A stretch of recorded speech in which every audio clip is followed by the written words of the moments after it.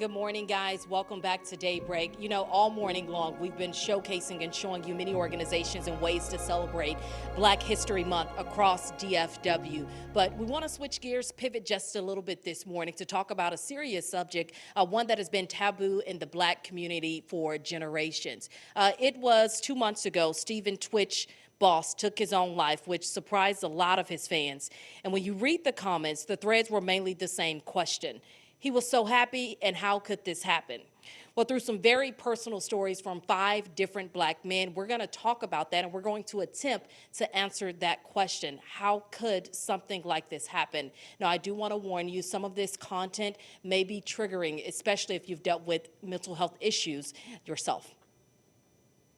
When you think about mental health, what does that mean to you now versus when you first learned that this was even a thing? Oh, let me take a deep breath on this one. It's a question that'll make anyone take a moment to just think. In general, mental health is one of those things that it's not like, hey, today I want to start working on mental health.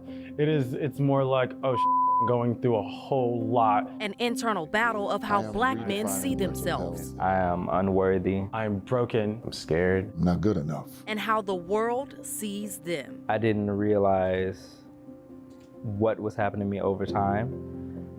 I felt like it would be better just to end it. As athletes, you don't have time to process. You don't have time to deal with what you're feeling. Life was really just building up on top of me, and it felt like you're slowly kind of like drowning. Whether to turn to faith. So I said, Pop, you can't talk about the Bible and not mention mental health. Or fear. I had to go against what I was taught. Who do you turn to? Did you talk about mental health growing up? No, mental health was not a thing that we talked about in the house. And how? Black men especially, we don't really express how we feel in a way that shows our vulnerability. But now, we're finding new ways to create space. I am redefining Black mental health with new words. I'm present. I am worthy. I understand who I am. That I am enough. I am enough now and always.